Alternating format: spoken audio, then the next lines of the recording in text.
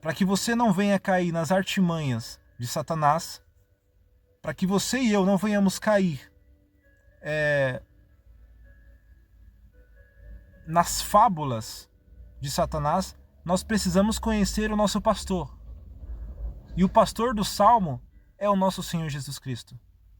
E apenas Jesus saiu do lugar mais alto e foi para o nível mais baixo para poder erguer aquela humanidade caída. Existe um filme antigo de uma criança de 10 meses que cai em um tubo, em um buraco, numa creche. Crianças são curiosas, foram verificar esse buraco, era um buraco. Tinha em torno de 10 metros de profundidade. A criança caiu e ficou parada a 6 metros de profundidade. Toda a vizinhança, todos se uniram para poder salvar aquela criança. Olha que interessante, se nós fazermos esse paralelo.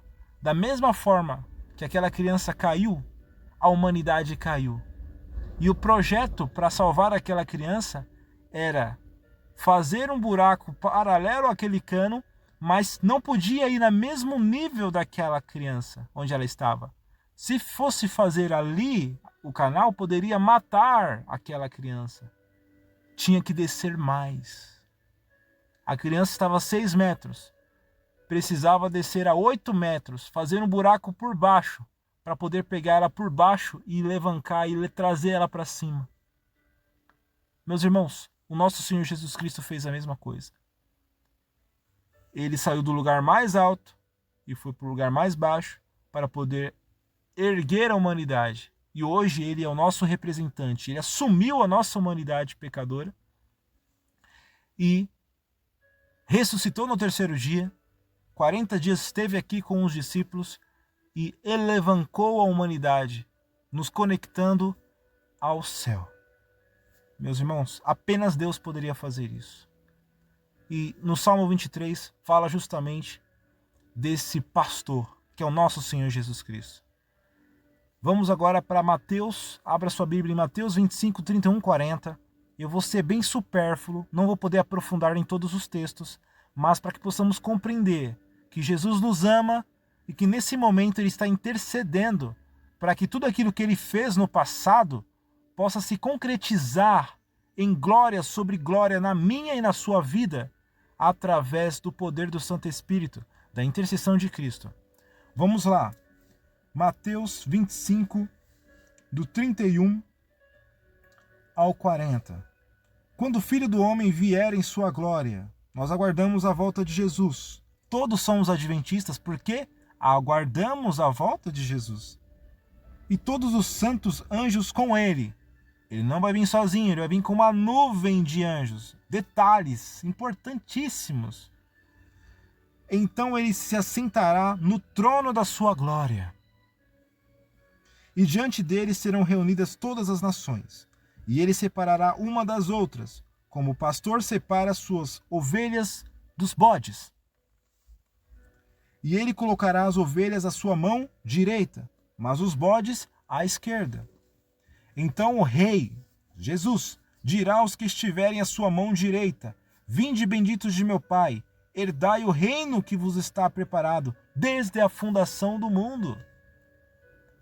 Desde a fundação do mundo, Deus tem preparado céus e terras para mim e para você. Mas a humanidade, como está lá em Zacarias, aí já está o ponto, né? Zacarias 14, 18. Vamos lá dar um pulinho, a gente já volta para cá. Um pouquinho antes de Mateus, Zacarias 14, 18 não, já estou errando aqui, perdão. É Zacarias 13. Zacarias 13, verso 8 e 9.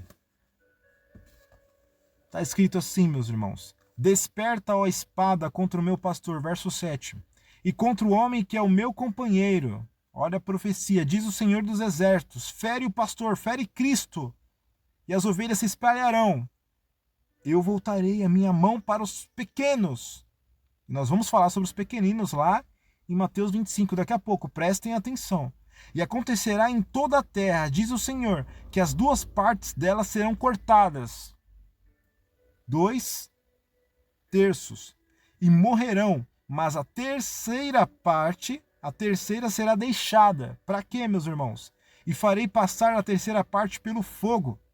E a refinarei como a prata é refinada. E a provarei como o ouro é provado. Eles invocarão o meu nome, e eu os ouvirei. Direi, é meu povo. E eles dirão, o Senhor é o meu Deus. Porque eu e você precisamos passar pelo fogo. Porque nós precisamos saber que Deus nos prova. De que maneira? Através da tua palavra. Através da sua causa. Isso é uma realidade, meus irmãos. Continuemos aqui. Porque eu tive fome, diz o rei, e deste-me de comer. Eu tive sede. Olha a forma como que Deus nos prova. E deste-me de beber. Eu era um estrangeiro, e me acolhestes. Despido, e me vestistes. Eu estava enfermo, e visitastes. Eu estive preso, e fostes até mim. Então os justos lhe responderão, dizendo, Senhor, quando te vimos com fome, e te alimentamos, ou com sede te demos de beber? E quando nós te vimos estrangeiro e te acolhemos, ou despido e te vestimos? E quando te vimos enfermo na prisão e fomos visitar-te? Verso 40. E respondendo o rei, lhe dirá, na verdade eu vos digo, que quando o fizestes ao menor, a esses pequeninos, destes meus irmãos, a mim o fizestes. Detalhe importantíssimo, não é só relacionado os pequeninos, os menores, aos pobres em geral, mas aqueles que foram lesados e sofreram por causa da causa do nosso Senhor Jesus Cristo, por causa do Evangelho, por causa do plano da salvação. Compreendeu? Vamos para o próximo texto. O próximo texto se encontra numa história de dois irmãos. Está lá em Levíticos 10. Levíticos 10.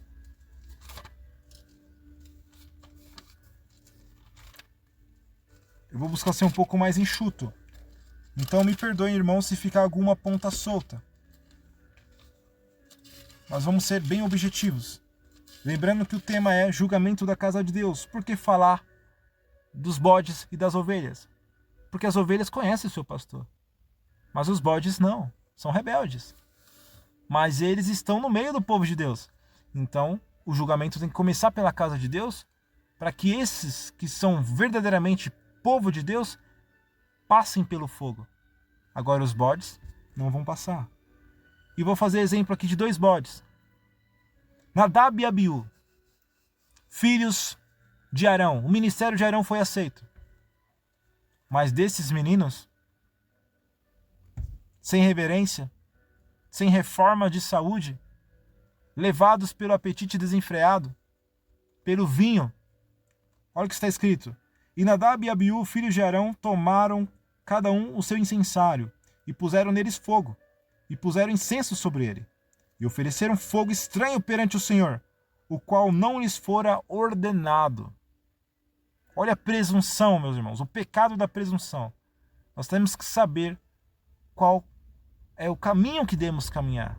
O que nos é ordenado como filhos de Deus, como igreja, como povo, como um indivíduo. E saiu fogo de diante do Senhor e os devorou, e eles morreram perante o Senhor. Vamos para lá, Apocalipse 17 agora. Segura aí. Apocalipse 17. Acompanhe o estudo, acompanhe o raciocínio. Vamos avançar, vamos alavancar esse pensamento. A falta de reverência vai trazer fogo nessa igreja não, nesse mundo, nesse plano? Apocalipse 17, verso 1 e 2. João teve uma visão e viu um dos 7 anjos, que tinha as 7 taças da ira de Deus. E falou comigo, dizendo, falou com João, vem aqui mostrar-te-ei o juízo. O tema é juízo da grande prostituta que está sentada sobre as muitas águas. No verso 15, está falando que as muitas águas, as águas que tu vistes onde a prostituta se assenta, a grande meretriz, são povos, multidões e nações e línguas. Olha o poder dessa mulher, dessa cidade. Verso 2. Com a qual os reis da terra cometeram fornicação, e os habitantes da terra foram embebedados com o vinho de sua fornicação. O apetite. O apetite. Controlemos o nosso apetite, porque lá no verso 8 está escrito o seguinte, em Levíticos 10.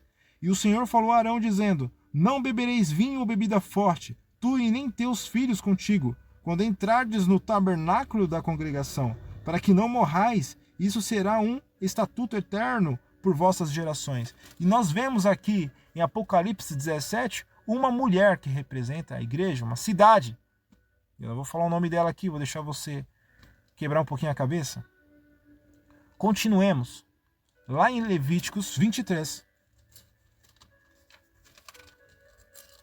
Tem um ponto muito interessante na tradição judaica que nós precisamos entender no verso 27, que diz o seguinte: e também no 10º dia deste 7º mês será o dia da expiação, ou dia do perdão, ou dia do Yom Kippur.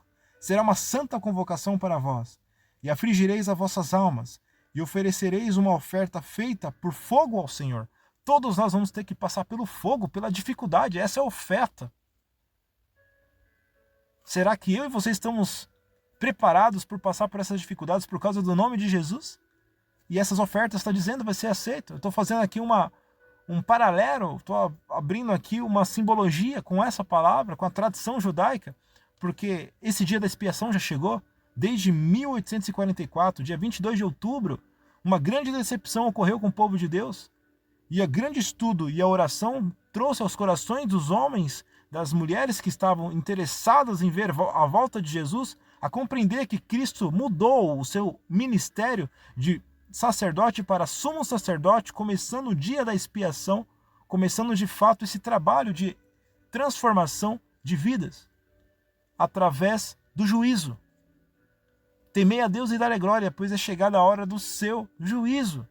E adorai aquele que fez o céu, a terra, o mar e a fonte das águas. Como? Obedecendo os estatutos, os mandamentos. Cuidando do corpo. Quero terminar em Zacarias. Tem vários outros textos aqui, meus irmãos. Como Apocalipse 1:1 fala que a revelação da palavra vem por intermédio dos servos de Deus. E os servos de Deus são aqueles que guardam os estatutos e o mandamento do sábado. Por quê? Porque nós precisamos de descanso. E Deus separou o descanso, não o direito romano. A característica do povo de Deus tem o espírito de profecia, o dom profético. E também, meus irmãos, passa por tribulações. Esse é o fogo que nós temos que passar. Zacarias 14, verso 18. E se a família do Egito não subir, nem vier, não virá sobre ela a chuva. Nós aguardamos a chuva. Chuva, derramamento do Espírito Santo sobre a igreja. Haverá a praga com a qual o Senhor ferirá os pagãos, que não subirem para celebrar a festa dos tabernáculos. Para aqueles que não se preocupam em se encontrar com Jesus. Nos ares. Para aqueles que não se preocupam com a eternidade. Então, que Deus possa abençoá-lo grandemente. Deixa eu ver se algum texto passou por alto aqui. Zacarias 4:1. Concluo aqui. Não vou usar minhas palavras, eu vou deixar aqui a própria palavra nos mostrar. Então respondeu e falou-me, dizendo: esta é a palavra do Senhor a Zorobabel, dizendo: não por força nem por poder, mas pelo meu espírito, diz o Senhor dos Exércitos. Que possamos ter coragem de extrair da palavra de Deus, através de uma vida de oração, de meditação e de estudo, sincero e sério, para que possamos manter as nossas lâmpadas acesas. Amanhã falaremos dos tópicos relacionados ao tema julgamento da casa de Deus. Deus te abençoe e te guarde e te ilumine em nome de Jesus. Amém. Bons estudos.